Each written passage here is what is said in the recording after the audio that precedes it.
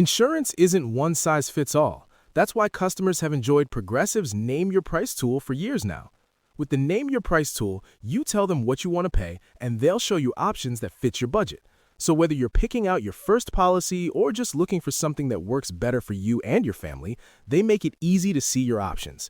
Visit progressive.com. Find a rate that works for you with the Name Your Price tool. Progressive Casualty Insurance Company and Affiliates. Price and coverage match limited by state law.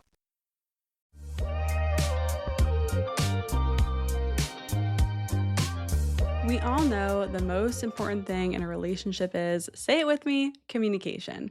But whenever that advice is given, it's always vague. So let's be real, most of us don't have any real life healthy experience and models for what good communication actually looks like. So today we're getting into relationship check ins, why I believe they're the key to communicating consistently and effectively, how to bring them up, when to start, and what structure to use. Johnny and I have done about 70 of them over 3 years, and I'm sharing exactly how it's changed our relationship and how to start doing them in yours. Welcome back to Dating Intentionally. I'm Talia. I'm sharing no nonsense advice for navigating dating and relationships with confidence and ease, whether you've been dating for a while or you're just starting out. I believe dating can be fun, and I'm here to help you enjoy the process. I've been wanting to do another episode on relationship check ins for a while, partly because I now have over 3 years of experience doing them consistently with my husband, Johnny. And I have a lot more to say than I did last time I covered this topic, like right when I started the podcast. I actually calculated this. In the last 3 years, we have done 70 check ins. So I've learned a lot. Let's get right into it. If you have no idea what I'm talking about, let's talk about what a check in is, how it works. A relationship check in is a dedicated, reoccurring conversation where you and your partner intentionally talk about the relationship and how things are going. It's a structured space to do two things. One is actively appreciate each other and highlight what's going right. And also, number two, address anything that needs to be aired out before it builds up into resentment, which we know is a silent killer for relationships. The research done by the Gottman Institute is really clear on this. And their research shows that stable relationships require at least 5 positive interactions for every one negative interaction, especially during conflict. Only one part of the check in that we do touches on anything difficult or negative, and even that is structured. The rest of it is positive. I found in the 3 years that we've consistently done check ins that they force us to focus on the positives and hit that 5-to-1 ratio frequently. And what that does is make us both feel happier about our relationship instead of getting caught up in the sticky parts. So, the format that Johnny and I use, which I'll get into in a little bit, is called the Gottman State of the Union. And some questions, we've done this for 3 years. So, we've added our own questions and changed a few things over the years, but we typically do ours on Saturday mornings or afternoons on the couch or at the kitchen table. And we call our check ins Negroni meetings because when we first started, we would make Negronis. I think giving it a name makes it feel like something we look forward to instead of like kind of a business meeting, if that makes sense. So, I'm going to get all into that more, but just so you know what to expect in this episode, we're going to get into how Johnny and I do our check in. I'm going to talk about the results from doing them all this time. And then I'll wrap it up with tips on how to bring up check ins and start doing them, and also what mistakes to avoid when you do them. And really quick before we dive in, I just want to remind you that you can slide into my DMs on Instagram at any time. My Instagram is at dating.intentionally. I love getting your messages. I love answering your questions and hearing from you. So don't be a stranger. And the best way to support my show, if you find it helpful, is following wherever you're listening or watching right now. So if you're watching on YouTube, hit that subscribe button. If you're listening on Spotify or Apple, hit the follow button. It really helps this show reach other people who are struggling in their dating lives. Okay. So let's talk about the questions that Johnny and I use in our check in, and I'm going to break them down one by one. Like I said, we put our own spin on the Gottman State of the Union method, and I'll also link other check in formats in the show notes, so don't miss those because this isn't the only way to do it. And I really encourage you to maybe use this as a starting point, but then find what works for you. Okay, question number one: what do we appreciate about each other? So the actual method suggests 5 appreciations each. We do 4. That just felt right to us. 5 is sometimes a little bit difficult, especially for Johnny. The point is that you're both specifically calling out things that the other person did that you noticed and valued. So when we do this, Johnny usually looks back at his calendar to see kind of what we did over the last 2 weeks, and he'll appreciate me based on, like, what happened because that's how he references things.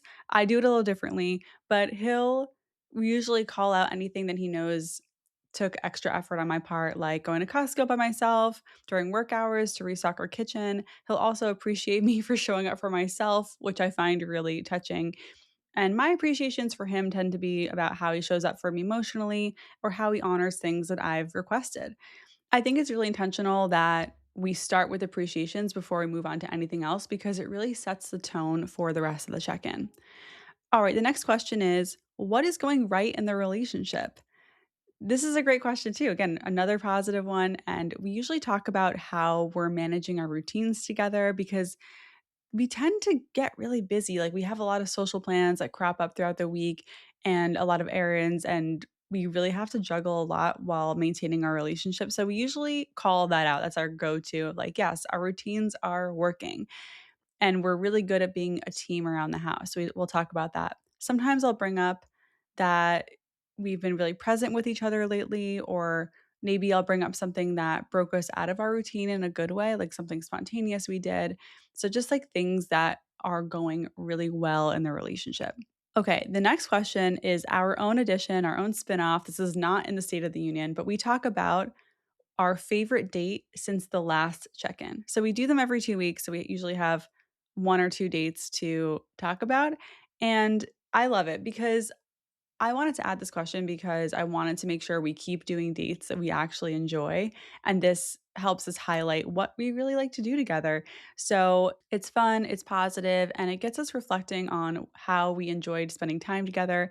It also makes us remember that we actually did that. Sometimes, the week gets so busy that you forget that you actually did make time for each other and you had a great dinner or movie night or whatever it is.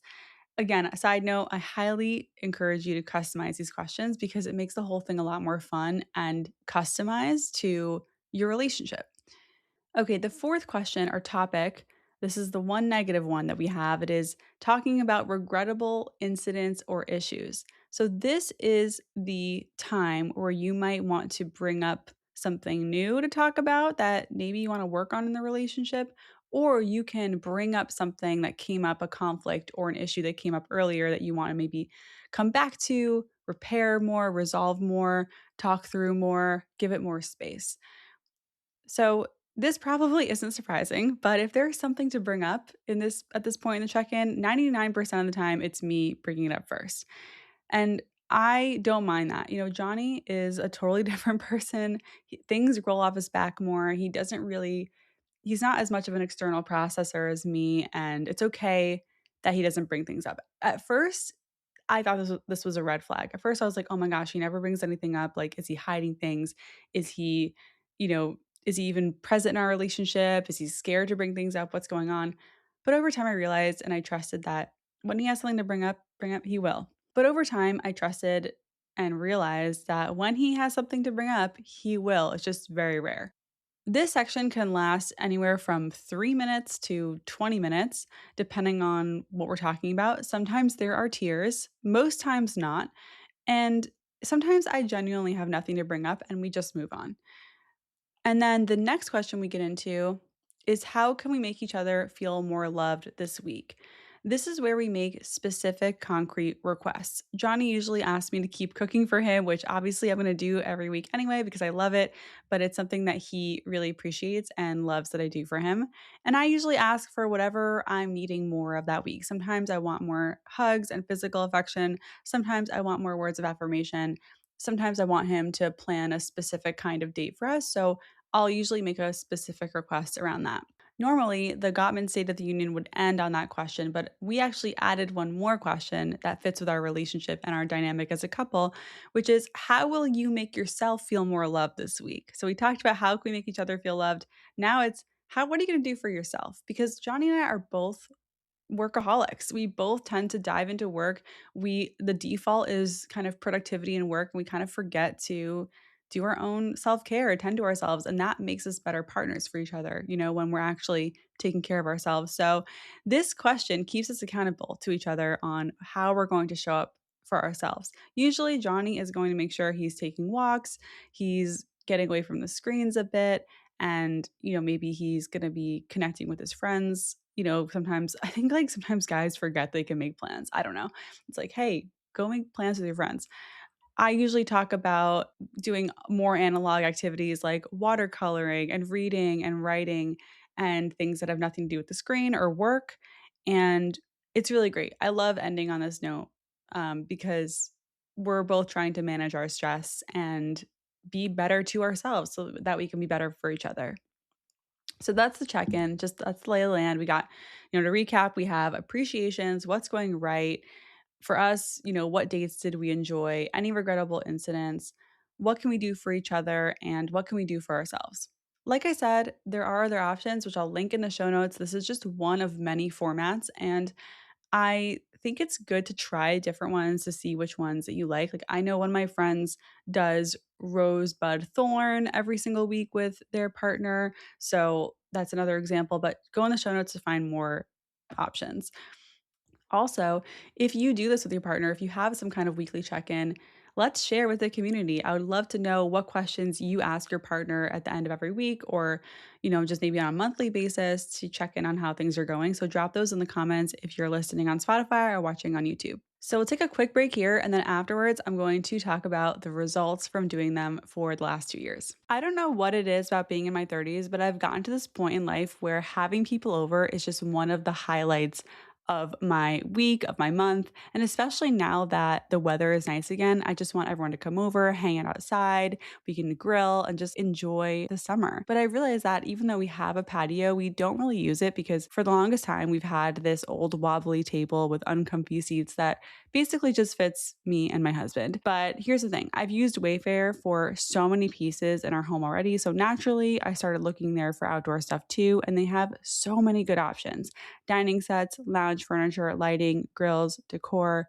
everything in one place. And what I like is that you can really narrow things down based on your style, your space, and your budget. I'm 100% going to grab one of their 6-person tables and umbrellas because we get a lot of sun where I live in California. And you may not know this about me, but I am super into gardening, and I love that Wayfair has garden beds that are actually really affordable because I'm big on growing my own veggies in the warmer months too. I'm very particular when I shop online, so I spend a lot of time reading reviews, looking at dimensions, comparing materials, and Wayfair has over 20 million verified reviews, which makes such a difference when you're trying to make decisions for your home.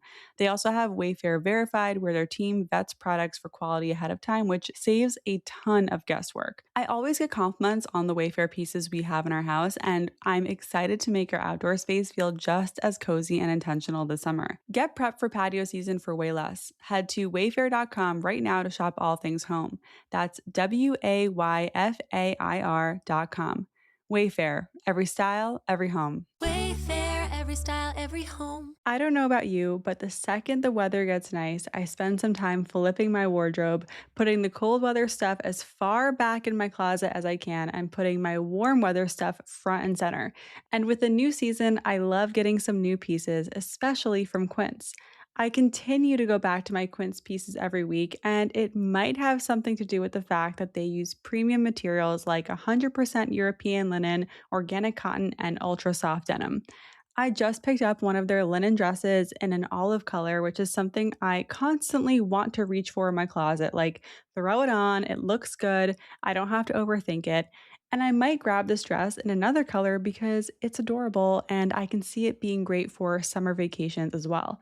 Quince clothing tends to be very packable, easy to maintain, and everything at Quince is priced 50 to 80% less than similar brands.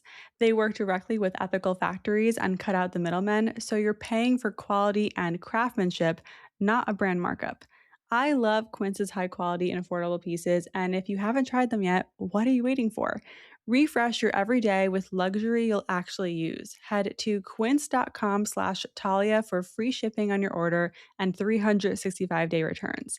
Now available in Canada too. That's QUINCE.com/Talia for free shipping and 365-day returns. Quince.com/Talia. All right, welcome back. I am so excited to share about the results of doing check ins for the last few years with my husband because I couldn't have told you when I did my first episode on this topic, what would have happened because this is my first time in a relationship actually doing this. My ex did not want to do this at all. So when we first started doing these check-ins, it was about 4 or 5 months into our relationship. I think it was after our Italy trip because we were making a lot of Negronis and enjoying that after our trip. And this is like I framed it as, okay, let's just try this and see how it goes. And we ended up doing it every 3 weeks, and then we upped it to every 2 weeks when we moved in together, after a year of dating. And I can truly feel the difference in our relationship. Here's what's happened so far. Our everyday communication has improved. When you consistently practice saying, here's what I need and here's what I appreciate about you in a structured space, that muscle gets stronger. And I now see the check ins as like going to the gym for a relationship. The muscles that you're training in the check in means that you get better at bringing things up in the moment and you stop letting things pile up because you always know there's a space to address them. So that's one huge thing of just like, this has just been a practice of appreciation, making requests and bringing up conflict in a safe, calm way that really does bleed into the rest of the relationship when we're not doing our check ins, right? When we're just going about our lives. We've also become better listeners. There's something about carving out dedicated time to talk about us and nothing else that has made me so much more present when Johnny's speaking. I don't take things personally when he's speaking up. I'm really locked in because he's telling me how I can show up better for him or what's working so I can keep doing it. Those matter to me so much. So I'm using these check-ins as, and I know he is too, is like, how can we keep being better for each other? And that to me is love. Like that is the act of loving someone. A lot of the things that we want from each other don't come naturally. Like I'm not naturally a quality time person. I want to, if it were me, I want to be spending all my time like doing the things I enjoy solo. That's just my default. But doing these check-ins with Johnny has really made me learn how much the quality time means to him and how much he gets from it, and it gives me this frequent, consistent reminder of like, "Oh, I need to be doing this for my partner because our relationship means a lot." So, I just can't say enough how much the consistency alone has affected our relationship. I've also gained a deeper understanding of him as a person, and I'm sure he feels the same way about me. Every time he shares what he appreciated that week or tells me what makes him feel loved, I just learn something. And sometimes it surprises me. You think you know someone, but if you really give them a chance to speak up every week about what they're enjoying, what makes them feel appreciated and loved, then you're going to be surprised sometimes because people do evolve and change and relationships do shift us a bit. You just can't control, which way it's going to be shifted for you. It's also become a space to get better at the parts of our relationship we struggle with. We are not great at communicating. Okay, we're good enough to get to a certain point, but like there are areas that we both really need to work on. And the check ins give us this neutral, calm space to work on these skills because communication is a skill that you have to keep working on. And honestly, it's really hard to work on communication when you are activated emotionally and in conflict. I think that's actually probably one of the worst times to be working on your communication because you're already activated, you're already feeling a lot of emotions, maybe you're flooded and it's hard to access the parts of you that would be like, "Hey, maybe you should not say things a certain way." Maybe you should take a beat and listen. It's hard to do that when you're activated. So, doing the check-ins where we're already calm, we're already talking about things that we appreciate has given us that space to work on the communication skills that we need in conflict when it's like harder to access those things. For example, I I still get triggered very easily sometimes, though it's become less and less throughout our relationship, and he still struggles with validating what I'm saying in conflict, which is one of my biggest core needs. Like that's something I've learned in this relationship. I really need to be validated in what I'm saying before moving on. I need to have that baseline of like, here's my reality, here's your reality. Can we agree that these are both our realities before we even go into solving anything? And when we do a check in, that is a chance for him to get better and better and better at validating me. And that has translated into our other parts of our relationship when we're not doing the check-ins, right? When we're just going about our lives, he's gotten better at validating me. And I think that's just like, I don't know if we would have gotten there without the check-ins. And it's been amazing. We still have a long way to go though. There's still a lot of stuff we have to work on, but it's promising to see that progress. And finally, I think the biggest result and the biggest impact is that we just don't let things build up. We don't have a lot of tension in our relationship. And tension is something that I was really used to in past relationships. Like, I don't know, like it's like walking on eggshells around someone. I'm used to that feeling. I'm not used to just feeling like I can say anything at any time as long as I'm respectful, of course, and we can work it out. So we don't let things build up. Something I just did not put together when we started doing check-ins is that as someone who struggled in the past with bringing up my needs and making requests and really and sharing my emotions, that the check-ins, doing them consistently would give me this safe space where I can do that. And then it gets easier and I can actually break the pattern. So now I don't, obviously, we don't wait for the check ins to bring stuff up, but it's a lot easier after doing them so consistently and building the trust with Johnny, right, in that space to take that trust out of that space and into our relationship where I can just bring up things and say if my feelings are hurt or if I need something. It's just kinda a lot easier, and so that's why we just don't have a lot of tension in our relationship. I don't have to worry as much about when to bring things up and how to bring things up and how to make sure he's not set off by something, and I don't think he has to do that with me either. So if we're treating check-ins like going to the gym for our communication, it means that in the moment, conflict is much more level. It doesn't shake us up too much. We can repair and resolve quickly, and, we can kinda just get back into our normal vibe and dynamic where we're, enjoying each other's presence after conflict quickly because we've done all this work in the check-in. So that is why I cannot stress enough how amazing they've been, especially over time. And I really hope that this inspires you to do them with your partner. I hope that this motivates you to do it, to try it, and to keep going even if it's hard. So those are the results, and I wanna share one more thought on my experience with check-ins because again, it's been a couple years. When we first started doing them, I felt a little disappointed in Johnny's answers sometimes, like, especially early on. I had expectations for what an appreciation should sound like, or expected him to bring things up more, and yes, like, I'm more attuned to my emotions and needs than he is, and sometimes his answers aren't always as expansive as I initially hoped they'd be. But at this point, I fully accepted his way of doing things. Like my way isn't the only way. And he still shows up every single time enthusiastically. At this point, he's the one who's like, hey, he's like, hey, babe, it's time for our check in. Like, we got to do this. He's more on it than me. And I think he can really tell the importance of working on our relationship consistently. So, my advice is to go into check ins with an open mind, let your partner show up authentically. They might not answer the questions the exact way you envision. So, just know that going in, or you might be really pleasantly surprised with how they answer the questions. So, speaking of questions, I'm going to get into some that you guys have asked me about check ins. And the number one question is, when do you start and how do you bring it up? So, let's talk logistics because I know this is where people get stuck. Like I said, Johnny and I started about 4 or 5 months in.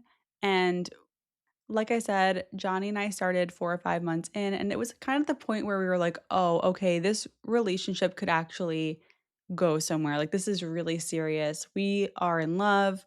We can see a future. That's when we started doing this. I would wait until you're official at the earliest. You don't need to do this when you're before you're official. And I think that's way too early to be checking in with each other and doing this. Put a pin in that because we'll come back to that. But I think after you're official to like 6 months would be a good time to start trying to see how it goes. And I think in terms of frequency, once a week is probably too much. I think once a month, we did once every 3 weeks. Maybe every other week is a good place to start. And if you're already in a relationship and you've never done one, it's never too late to start. You can even start right after listening to this podcast. So I think like the when is pretty simple. It could be when you define a relationship. It could be when you feel like there's a real future with you two and you want to take it more seriously, or it could be years into your relationship and you just want to start to get going. So, how to bring it up? In terms of bringing it up, I think you can say before you're official that check-ins are something you'd be interested in doing in a relationship.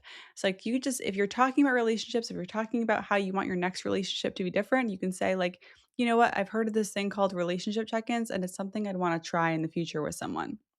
So you can plant the seed early in early dating. I think that's fine. It doesn't mean that you're doing it now. It just means like, "Hey, this is something I want to do with a partner and that could be you if you're lucky." So, in terms of bringing it up, let's just say you are past that point, you're official, don't make it a big deal. Present it as something you want to try once, frame it as an experiment, especially if you think they'll be resistant to the idea. Some people are like, oh my gosh, that sounds amazing. Yes, let's do it. Some people you probably might know after dating them that they're maybe going to be a little skeptical of a relationship check in. So that's why I say frame it as an experiment like, hey, babe, let's just try this one time and see if we like it. Keep it low stakes. And if they are skeptical, you can say, like, I want to do this because this will help our relationship. We're a team. I want to get better at communicating. This is the space we can use to talk about our relationship to keep it healthy and happy and good. Who wouldn't want that, right? Like, that is a pretty good sell on check ins. Frame it as like, we're a team. Our relationship is important to me. This is something we can try. It only takes 10 to 20 minutes. I think it'll be pretty easy for them to get on board. And if they don't, that's good information to have. Someone on Instagram asked, what if my partner isn't into the idea or into having deep conversations? So, this is interesting because a relationship check in is not a deep conversation. It's relationship maintenance. You're not necessarily getting deep, you're just getting it you're just airing out how it's going and where you want it to go and what you need. If your partner is resistant because they think it's gonna be this emotional excavation, just show them the questions and what it actually looks like and tell them this should take 15 minutes. It's not like a whole afternoon where you're just deep diving into an emotional topic. You could also show them the research and you can tell them, like, we don't have to do this by the book. We can make our own version and put our own spin on it based on what we like. Another recommendation I have is to try it first, then decide how often you want to do it. I think going into it being like, okay, babe, we're going to do this every single week is a lot. So just try it one time and then be like, okay, maybe we should do this every other week, every 3 weeks, whatever it is. And make sure that you're not going over 30 minutes because I think that it gets mentally and emotionally exhausting to be doing this relationship check in for more than 30 minutes. If there's anything that you think needs more attention or time to talk about, you can say, like, okay, you know what? We're getting in the weeds here. Let's set a time to come back to this conversation when we're fresher because that's going to be a better conversation anyway. And you don't need to figure it all out in one go. That being said, if you want to talk for 30 minutes about how great you guys are together, do it. I mean, that sounds like a wonderful time. Another tip, if you're going to go for it, put it on the calendar, make it reoccurring. Don't leave it as like something you'll get around to if you remember because you won't. You have to treat it as any other standing commitment. We literally have in our calendar Negroni meeting every other Saturday. Yes, we move it sometimes depending on our plans or our travel, whatever, but it's in there. Another mistake to avoid is saving everything for the check in, right? You should be sharing appreciations for each other frequently, and you should not be holding in everything that you want to bring up and just unleashing it in the check in because then I think that'll make your partner want to avoid them, right? If it's just like they know that this just avalanche of problems is gonna come out during this check in, like that's not gonna be fun. Also, make sure that your space is distraction free. If you have kids, try to make sure you're doing this at a time where you know they're going to be busy or kept busy doing something. Keep your phones away. Unless it's to look at the questions, fine, but this isn't a time where you're like scrolling. And finally, my last tip is to stay on topic. This isn't the time to discuss what you need for the house or what you need to do, to fixes or other errands and stuff. Unless you want to structure it into your check in, it should just be about how things are going between you both. And finally, my last tip is when you get to a conflict, because you probably will get into some kind of conflict or talking about something that was more difficult, you want to focus on repair, not resolve. And this is something that came up in my episode with a therapist named Zach Brittle. I'll link it in the show notes, but we talked all about this at length. But you are not using check ins to solve everything. You want to use the check ins to emotionally tend to each other and talk about what's working. So, in the conflict section, if you're doing it with the Gottman State of the Union way, You want to focus on making sure you're really hearing each other, that you're giving each other the emotional space that you need, that you're understanding each other, and that you are expressing love for each other. You don't have to solve the problem. It's more about repairing and being like, I hear you. I understand this is really tough for you, being empathetic. That actually will go way further than any solution to the actual conflict. And sometimes the actual conflict can't be solved. So that's what I want you to focus on in the conflict section. Wow, we just got through so much. And I really appreciate you sticking through this episode while I get really nerdy about communication and check-ins because again, I can't say enough how amazing they've been for our relationship. And I know they're going to continue to be amazing if we start a family because things are only going to get more difficult, I think, if we have kids. So I'm just really glad that we have the baseline of this communication and this practice now. And I hope that it inspires you to do the same. You're listening to this podcast, so I know you've got a curious mind. Here's a helpful fact you might not know yet. Drivers who switch and save with Progressive save over $900 on average. Pop over to Progressive.com, answer some questions, and you'll get a quick quote with discounts that are easy to come by. In fact, 99% of their auto customers earn at least one discount. Visit Progressive.com and see if you can enjoy a little cash back. Progressive Casualty Insurance Company and Affiliates. National average 12-month savings of $946 by new customers surveyed who saved with Progressive between June 2024 and May 2025. Potential savings will vary. All right, so we're going to take a quick break here and then we'll get into our dating dilemma. All right, welcome back. We are going to get into a dating dilemma, and I want to say a quick thank you to everyone who has submitted their dilemmas to me to read on the show. And if you have one that you want me to read on the show and give advice to, you can submit them in the show notes. There's a link there that says Ask Me a Question. So, okay, let's get to it. I, 28 female, need help deciding if I should try again with someone 33 male after months have passed. We met on Hinge and hit it off. We saw each other for 8 awesome dates in October, and I even met his extended family at an Oktoberfest event that they happened to be hosting, and it went great. But when I told him that I wanted him to meet my parents, he said that he thought it was moving too fast. We broke it off in early November because of differing mindsets, and some background on him: he's in the Air Force National Guard, and he was likely going to move to a faraway state for pilot school this summer. Our long term dating goals align. We both want marriage and family, but last we talked, he was kind of all over the place. He's not sure where he wants to live long term, and I want to plant roots here. He's transient, I'm not. He reached out in December to check in and see how I'm doing, and at that point, I was seeing someone else, but it ended. Now it's April, and I've reached out doing the same, just checking in. He responded almost immediately, and he told me he thinks about me a lot and has been wanting to reach out to ask me to grab coffee, but he wasn't sure where my head was at. My question is, should I give it another shot or am I wasting my time? I do think we had something great, but I'm definitely looking for a relationship with someone who's sure of themselves and what they want. Ugh, I hear you. It's like the one that got away vibes on this one. So just to recap, like you connected in October, you had 8 dates, you met his family, but he didn't want to meet yours. Okay. I mean, I kind of understand that. And then you broke it off in November. Then now it's April. So almost 6 months later, and you are single. You reach out to him. He responded. You're like, should we meet up? Okay. So let me know in the comments what you think in this scenario if you're listening. I'd love to hear your take. For me, whenever a situation like this happens, I like proceed with caution, right? You can go out, you can have a coffee, you can catch up. I don't think there's any harm in that.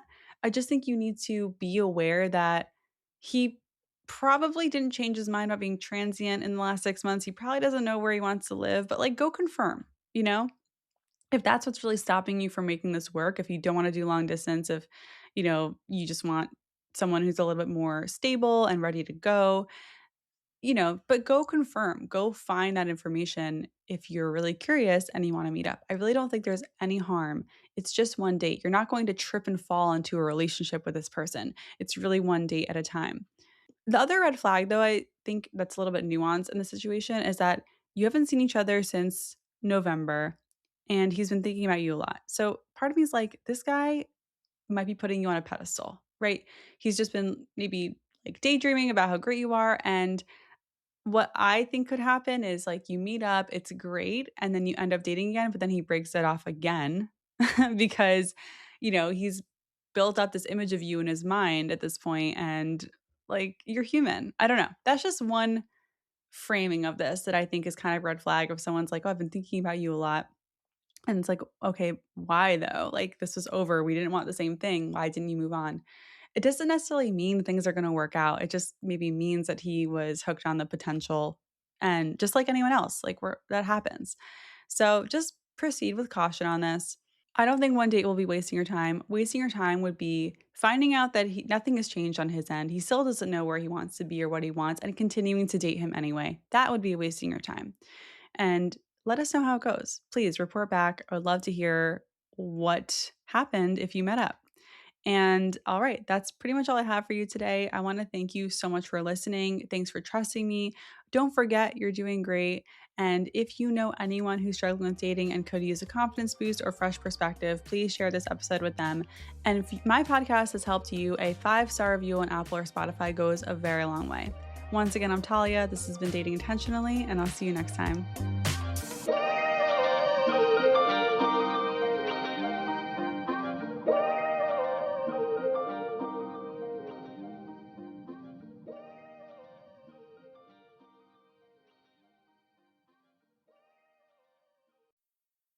You're listening to this podcast, so I know you've got a curious mind. Here's a helpful fact you might not know yet. Drivers who switch and save with Progressive save over $900 on average. Pop over to Progressive.com, answer some questions, and you'll get a quick quote with discounts that are easy to come by. In fact, 99% of their auto customers earn at least one discount. Visit Progressive.com and see if you can enjoy a little cash back. Progressive Casualty Insurance Company and Affiliates. National average 12-month savings of $946 by new customers surveyed who saved with Progressive between June 2024 and May 2025. Potential savings will vary.